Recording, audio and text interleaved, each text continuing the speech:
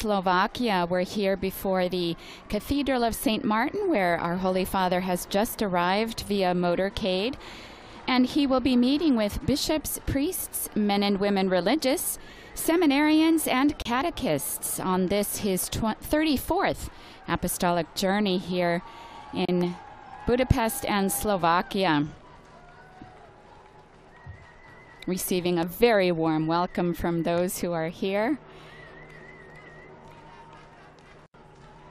And greeting the Archbishop of Bratislava. Before going any further, I would like to welcome all of you joining us for this live broadcast. Many of you tuning in through various Vatican media channels, the Vatican Audio Live Events app, the Radio Vaticana app, the Vatican News web portal, English YouTube channel, or many of you through our Facebook Live feed.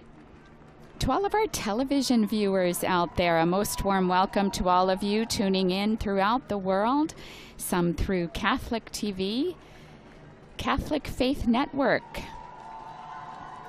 Shalom World TV, EWTN, Salt and Light TV, Shalom TV India, our Holy Father greeting with a wave now, some of the people who were waiting for him in front. We have other television viewers through Atmadarshan TV, but we also have radio listeners out there too. We'd like to welcome you as well. We have some tuning in through Radio Maria in Papua New Guinea and others through Luminous Radio and other local radio stations picking up the broadcast. My name is Sister Bernadette. It's a pleasure to be providing for you the English texts and commentary this morning. Our Holy Father receiving the blessed water and blessing the cathedral as he walks in. Our Holy Father came to Slovakia yesterday evening after visiting Budapest in the morning and concluding the Eucharistic Congress there.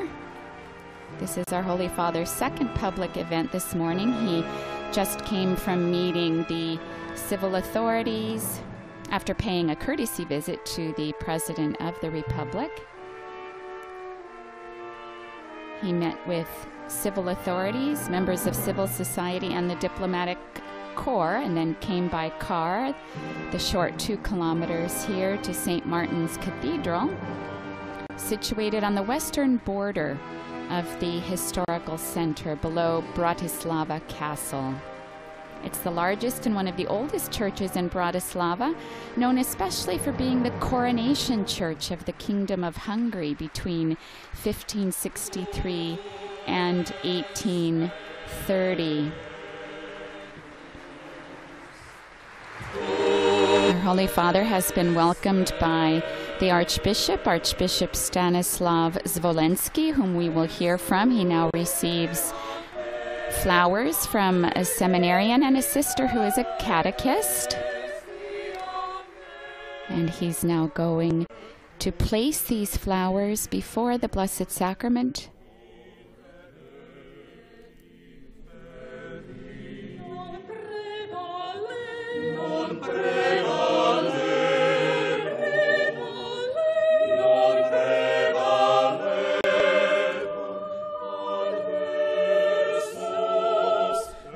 Holy Father, having offered the flowers and spending a few moments in prayer, now heads to the altar. We will hear a greeting from the President of the Episcopal Conference, who is also the Archbishop of Bratislava.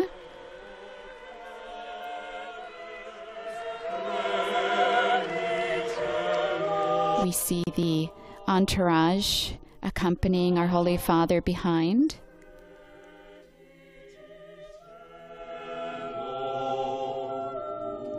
As everyone now takes their seat.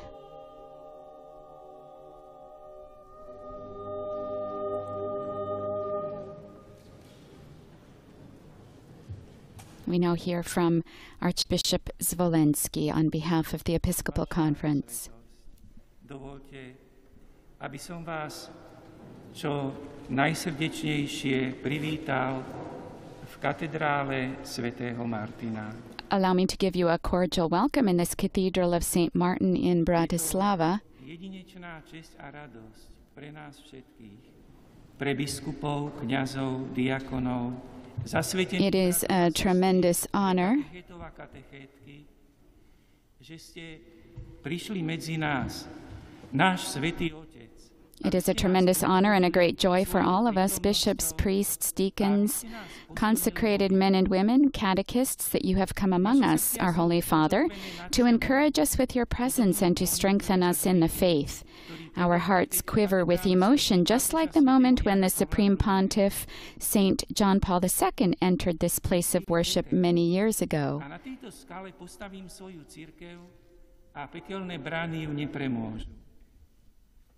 You are Peter, and on this rock I will build my church, and the gates of hell will not prevail against it. Today, these words of Christ, that we all know so well because we have heard them many times, ring clearer for us. We more easily perceive their meaning, since today we have Peter among us. For with you and in you, Your Holiness, in this cathedral we welcome the Vicar of Christ, the successor of St. Peter. And for us it is a most treasured visit, awaited with joy.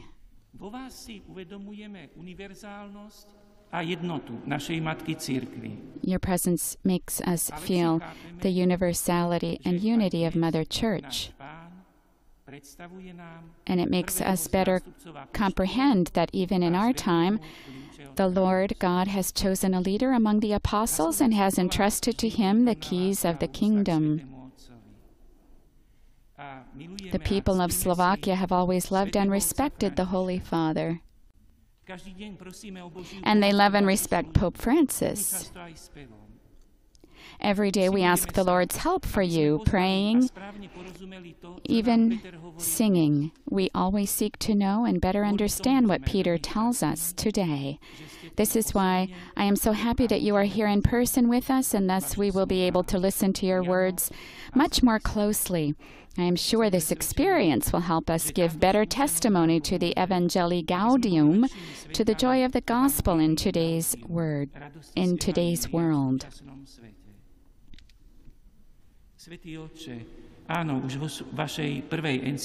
Yes, Holy Father, already with this first apostolic exhortation that you wrote to us, we have perceived your love for the poor, for those who live on the margins, those who have been left behind, abandoned, discarded.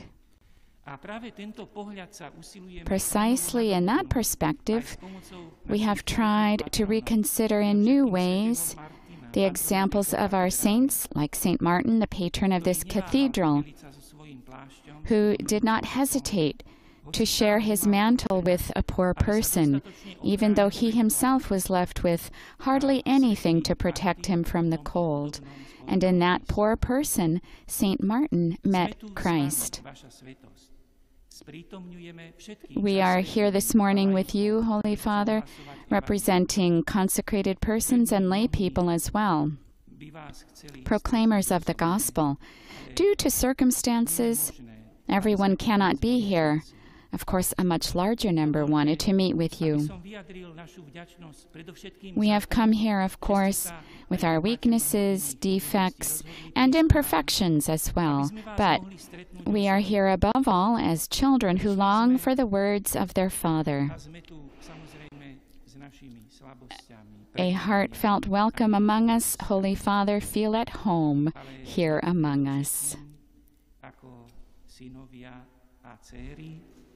Ktorí túžia počuť slová Otca. Svätý Otče, vítam vás zo srdca medzi nami, cíťte sa tu v našom spoločenstve ako doma.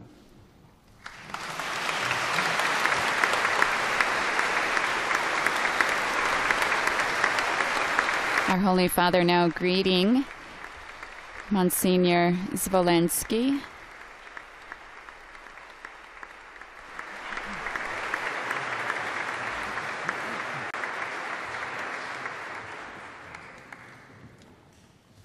and we now await the Pope's words.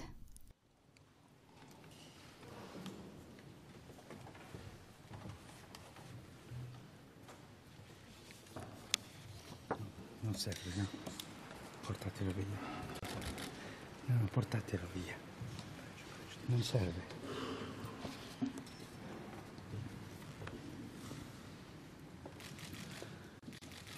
Cari fratelli vescovi, cari sacerdoti, religiose e religiosi, seminaristi, cari catechisti, sorelle e fratelli, buongiorno.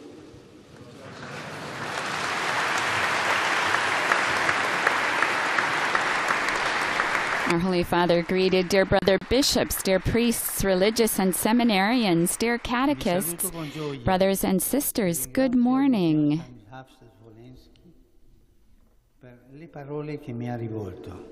I am happy to greet all of you, and I am grateful to Archbishop Stanislav Zvolensky for his kind words. Thank you for your invitation to feel at home in your midst.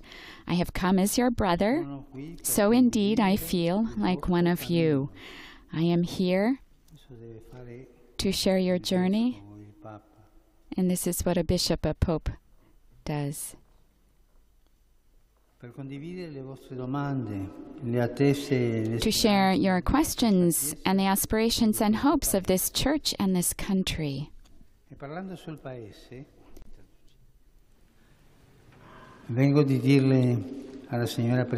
And speaking of the country, I'd like to say to the President that Slovakia is a poem.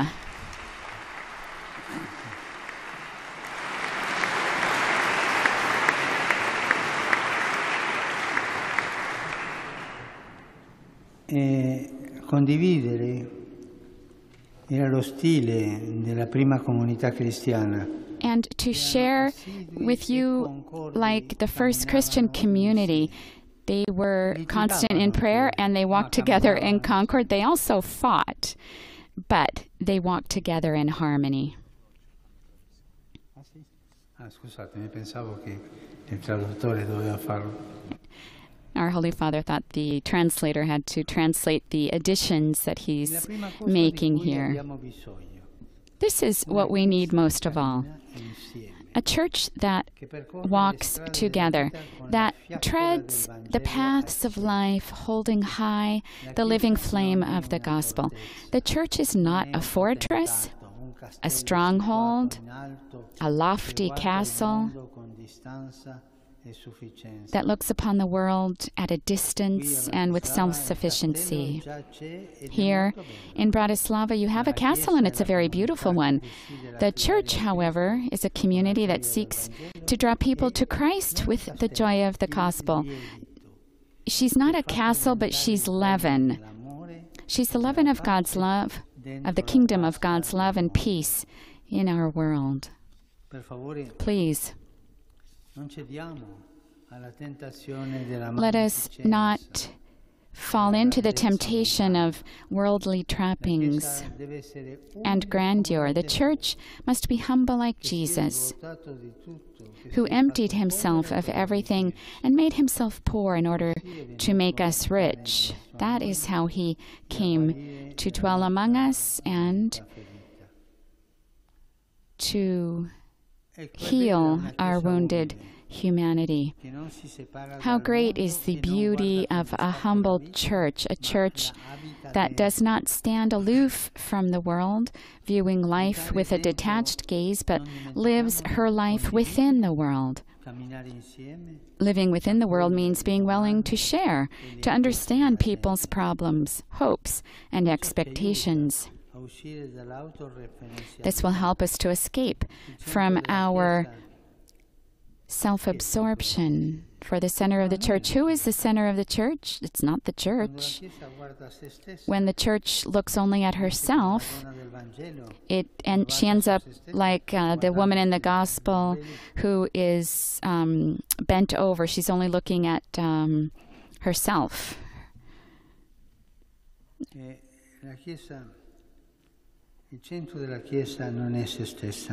The center of the church is not the church. We have to leave behind undue concern for ourselves, for our structures, and about what society thinks about us. And that leads us toward a theology of making ourselves up, how to make ourselves look better. Instead, we need to become immersed in the real lives of people and ask ourselves, what are their spiritual needs and expectations? What do they expect from the church? It is important, I think it is important that we try to respond to these questions, and these three words come to mind. The first word is freedom. Without freedom, there is no true humanity, because human beings were created free in order to be free. The tragic chapters of your country's history provide a great lesson. Whenever freedom was wounded, attacked, violated, and suppressed, humanity was disfigured. And the tempests of violence, coercion, and the elimination of rights rapidly followed. At the same time, however, freedom is not something achieved automatically once and for all. No. Freedom is always a process, at times wearying and ever in need of being renewed. It's not enough to be free outwardly or through the structures in society to be authentically free. Freedom demands personal responsibility for our own choices, discernment, and perseverance. This is indeed worrisome and even frightening. At times, it is easier not to allow ourselves to be challenged by concrete situations, to continue doing what we did in the past without getting too deeply involved, without taking the risk of making a choice. We would rather get along by doing what others or public opinion decide for us, or what the media sell to us, that they decide for us. This doesn't work. And today, so many times, we do things that the media tells us to do, and we lose our freedom. Let us reflect, though, on the history of the people of Israel. They suffered under the tyranny of the Pharaoh. They were slaves. And then the Lord came to set them free. But to become truly free,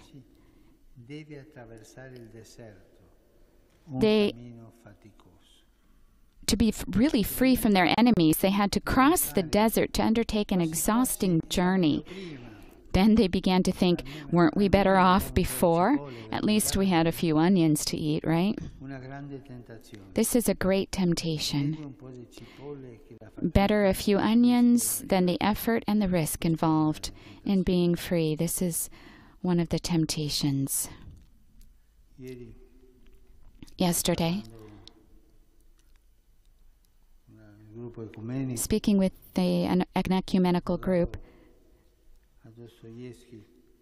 I recalled Dostoevsky with his Grand Inquisitor.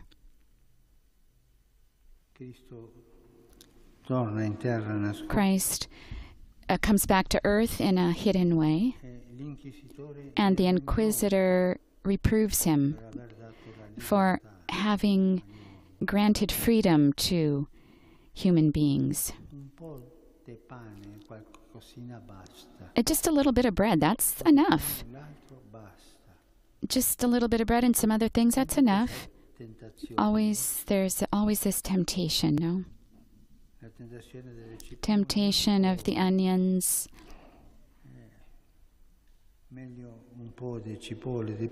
It's better a little bit of onions and a little bit of bread than struggling and risking for liberty. I'll leave this to you to reflect on. Sometimes in the church, too, this idea can take hold. Better to have everything already defined, laws to be observed, security and uniformity, rather than to be responsible Christians and adults who think, who consult their own conscience, and allow themselves to be challenged. It's the beginning of being regulated, everything in order. In the spiritual life and the life of the church, we can be tempted to seek a peace that consoles us rather than the fire of the gospel that disturbs but transforms us. The safe onions of Egypt prove more comfortable than the uncertainties of the desert. A church that leaves no space for the adventure of freedom, even in the spiritual life, risks becoming rigid and self-enclosed. Perhaps some people are used to this, but many others, especially the younger generations, are not attracted by a faith that leaves them no interior freedom, by a church in which all are supposed to think alike and blindly obey.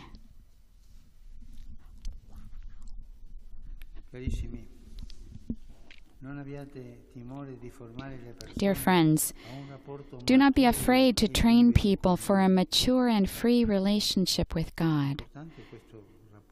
This relationship is important. This approach may give the impression that we are diminishing our control, our power, and authority, yet the Church of Christ does not seek to dominate consciences and occupy space, but rather it wants to be a wellspring of hope in people's lives. It's a risk, it's a challenge. I say this above all to you pastors, for you are ministering in a country where so much has changed quickly, and many democratic processes have been launched, but where freedom remains fragile. This is especially true where people's hearts and minds are concerned. For this reason, I encourage you to help set them free from a rigid religiosity, to help them become free so that no one feels overwhelmed or crushed, that everyone should discover the freedom of the gospel by gradually entering into a relationship with God, confident that they can bring their own history and their own personal pain into His presence without fear or pretense, without feeling the need to protect their own image, so that they can say freely, "I'm a sinner," so that they can say it with sincerity without beating their chest and then always thinking that they're righteous. No, with freedom. May the proclamation of the gospel be liberating and never oppressive, and may the church be a sign of freedom and acceptance and welcome. I'm sure I'll tell you something about something that happened a little while ago. A letter that he received from a bishop who was speaking about a nuncio. And the bishop said, we lived 400 years under the Turks and then 50 years under communism, and we suffered.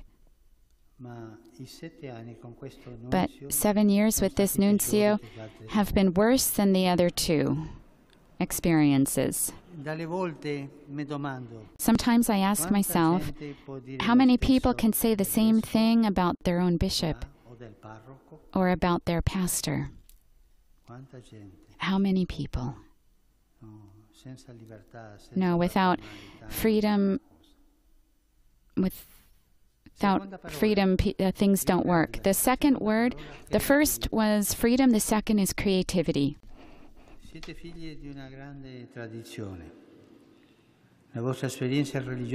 You have inherited a great tradition. Your religious heritage was born of the preaching and ministry of the outstanding figures of Saints Cyril and Methodius. They teach us that evangelization is never mere repetition of the past. The joy of the gospel is always Christ, but the routes that this good news travels through time and history can be different. The ways are always different.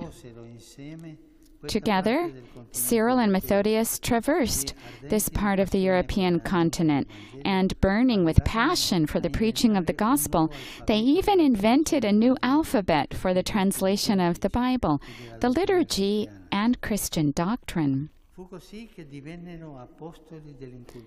This is how they became the apostles of the faith's inculturation in your midst. They became inventors of new languages so as to hand on the gospel. They were creative in translating the Christian message, and they drew so close to the history of the peoples they encountered that they learned their language and assimilated their culture. Isn't this what Slovakia also needs today? I ask you this. Isn't this perhaps the most urgent task facing the Church before the peoples of Europe? To find new alphabets to proclaim the faith. We are heirs to a rich Christian tradition, yet for many people today, that tradition is like a relic from the past. It no longer speaks to them or affects the way they live their lives. Faced with the loss of the sense of God and the joy of the faith, it's useless to complain, to hide behind a defensive Catholicism, to judge and blame the world. Oh, it's your bad. We need the creativity of the gospel. Let's be careful, because the gospel is not something that's closed. It's open. We have to go forward with the gospel. Let us think of those people who brought a paralytic to Jesus, but they couldn't get through the front door. They made an opening in the roof and lowered him down from above. They were creative. Before a difficulty, well, how are we going to do this? Oh, let's do that.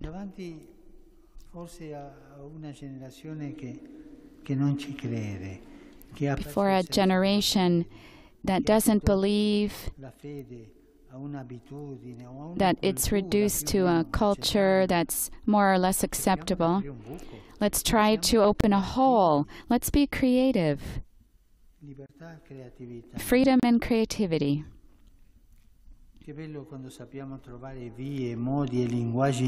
How beautiful it is when we find new ways, means, and languages to proclaim the gospel. And we can help. Our human creativity can help, that each one of us has this possibility.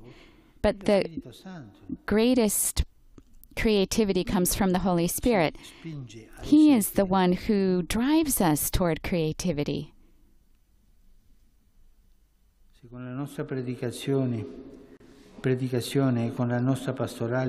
If by our preaching and pastoral care we can no longer enter by normal ways, let's try to open up different spaces and experiment with other means. And this I'm going to open up parentheses. Preaching. Someone told me that I talk too much in Evangelii Gaudium about the homily, because this is one of the problems of our times. Yet the homily is not a sacrament, as some Protestants might think, but it is a sacramental. It's not a preaching during Lent. It takes place at the heart of the Eucharist. And let's think about the members of the faithful who have to hear 40-minute, 50-minute homilies. So things that they don't understand, that don't touch them. Please, priests and bishops, think well about this, how you proclaim your homilies, how you do it, so that there might be a connection with the people. And take inspiration from the biblical text. A homily, usually, shouldn't last more than 10 minutes. Because after 8 minutes, people lose their attention. A part that it may be interesting, but it should last 10 or 15 minutes. A professor, a homiletic professor that I had used to say that a homily should be well constructed within itself, that it should involve images, and that they should be given an image to think about, and that it affects them by entering into them. And this is how Jesus talked about. He took images from the birds, from fields, with concrete things, but things that the people understood. Excuse me if I go back, but this worries me. I'm concerned about this.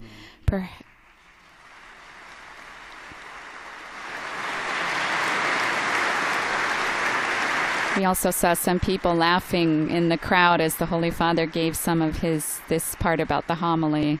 Mi permetto una malignità, L'applauso lo hanno incominciato le suore. Permit me to say that the people who started the applause first were sisters, because they're victims of our preaching. Cyril e Metodio hanno aperto questa creatività nuova. Cyril and Methodius did exactly this. And they teach us that the gospel cannot grow unless it is rooted in the culture of a people. That is, in its symbols, its questions, its words, its very life.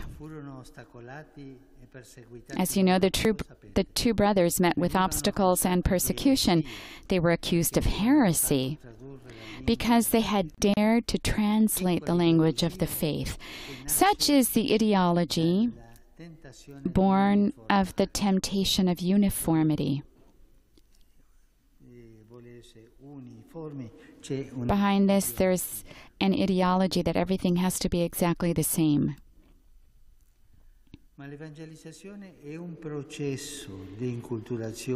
Evangelization, on the other hand, is a process of enculturation. It is a fruitful seed of newness, the newness of the Spirit who renews all things. A farmer sows, that's Jesus, and he goes home and sleeps. He doesn't get up in order to see if it's already sprouting and growing. No, it's God that gives the growth.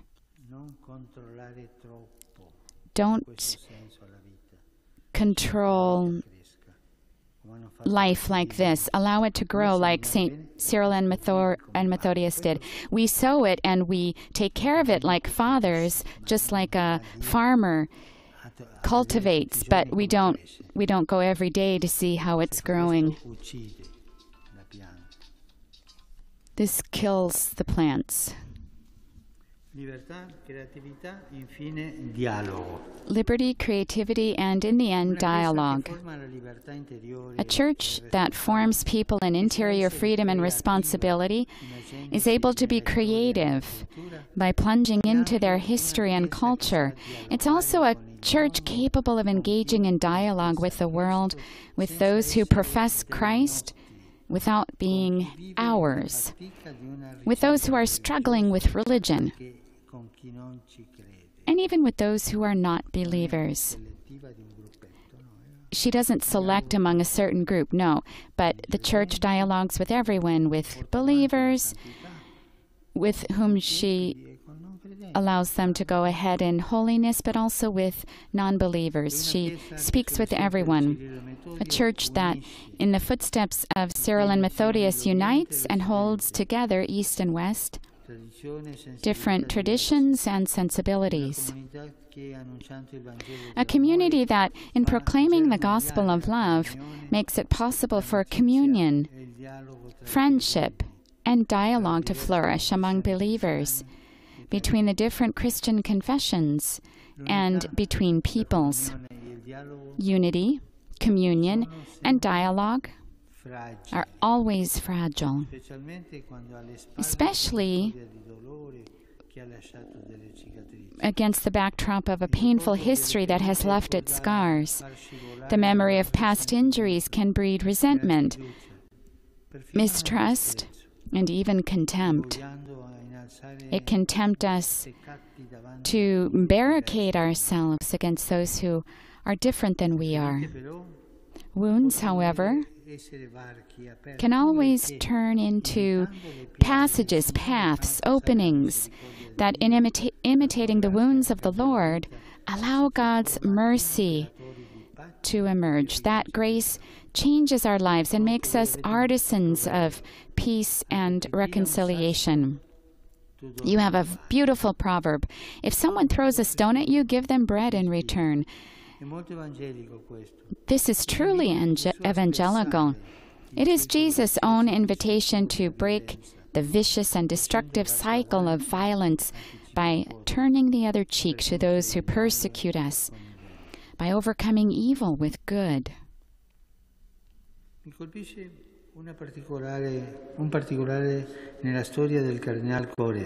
I am struck by an incident in the story of Cardinal Koresh. He was a Jesuit cardinal,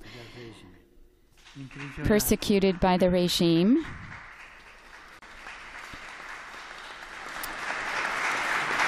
Those here acknowledging the cardinal he has cited, Cardinal Koresh, imprisoned, sentenced to forced labor until he fell ill. When he came to Rome for the Jubilee of the year 2000, he went to the catacombs and lit a candle for his persecutors, imploring mercy on them. This is the gospel. This is the gospel. It grows in life and in history through humble and patient love. Dear friends, I thank God for these moments together, and I thank you most heartily for all you do and for all you are, and for all that you will do. And what I've provided for you in this homily, the seed that I've given, and we'll see if the plant grows. I encourage you to persevere in your journey in the freedom of the gospel, in the creativity of faith, and in the dialogue that has its source in the mercy of God, who has made us brothers and sisters and calls us to be builders of harmony and peace. I impart to you my cordial blessing, and I ask you, please, to pray for me. Thank you.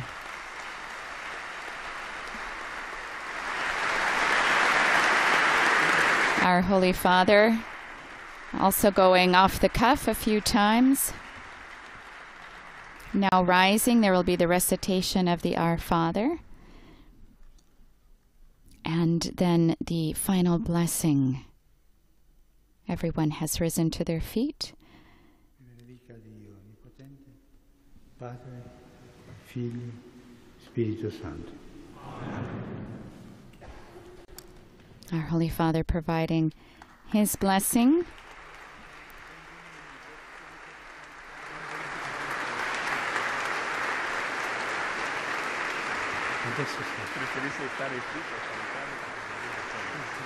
And our Holy Father will also be greeting all of the bishops who are here individually.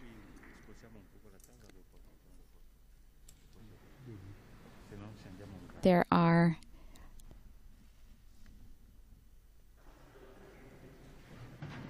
many other people gathered here, not as many as we heard in the greeting, as would have liked to have been here.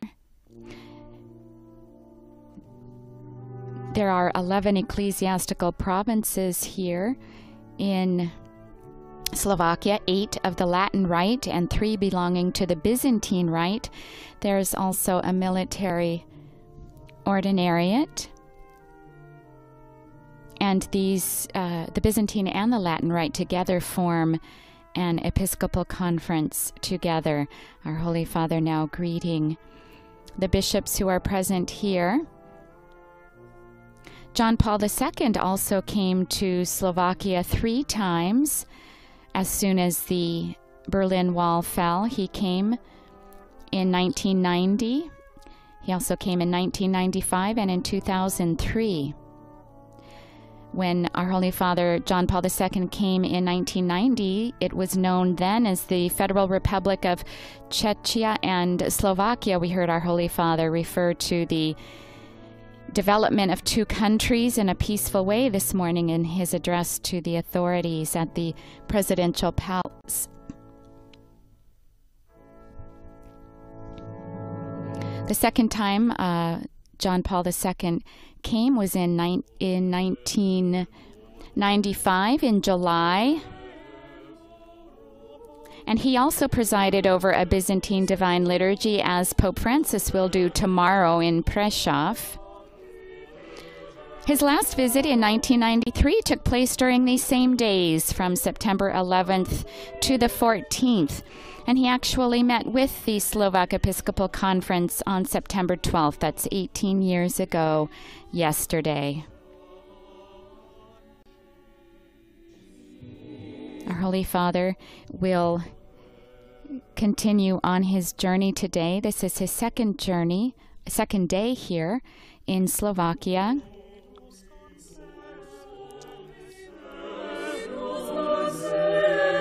He arrived yesterday here in Slovakia after spending the morning in Budapest.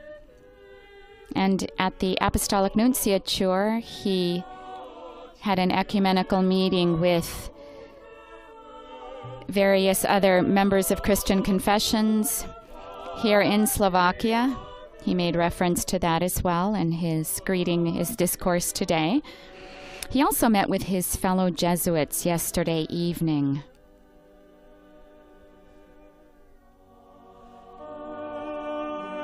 As we said, our Holy Father meeting in a very historic place here in Bratislava.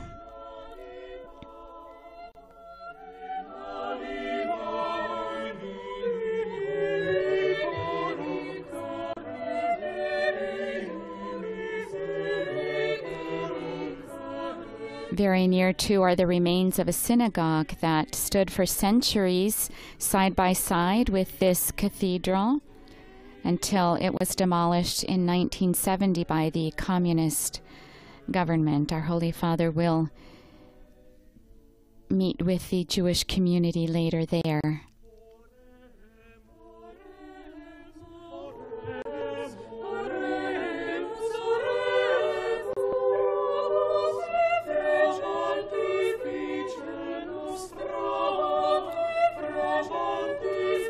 The cathedral dedicated to St. Martin of Tours, and a central picture in the cathedral showing him in typical Hungarian dress, dividing his cloak to protect a poor beggar from the cold. Our Holy Father still greeting bishops here in the Cathedral of St. Martin. We see also those representing the Byzantine Catholic faithful here.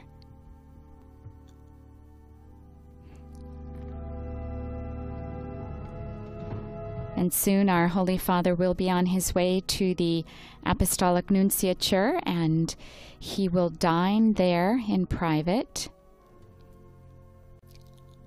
As always, he also takes time out on these visits to go to a place generally run by the missionaries of charity wherever he can, and the same is also true this afternoon. He will pay a private visit to a center known as the Bethlehem Center, run by the Missionaries of Charity. There, for over 20 years, the sisters have been caring for the homeless there and for those in need of housing and the sick people. It's a 2-story building. It used to be a kindergarten. Our Holy Father will then participate in a meeting, like I said, with the Jewish community at a nearby square here in Bratislava. This now ends our live broadcast from St. Martin's Cathedral in Bratislava, where our Holy Father met with bishops, priests, men and women religious, seminarians, and catechists on this his second day on his 34th apostolic journey. We will be back later to continue our coverage of his journey. We'll be back around 4:40 time Central European time, but you can always catch us on Vatican News. You'll find the latest about his trip, as well as other Vatican and world news. On behalf of Vatican Media, I'd like to thank Father Felipe Herrera, who's been coordinating us, and our audio technician, Adriano Vitali, as well as to all those who've made this broadcast possible. Thank you for joining us. We hope that you'll come back later. Laudetur Jesus Christus. Praised be Jesus Christ.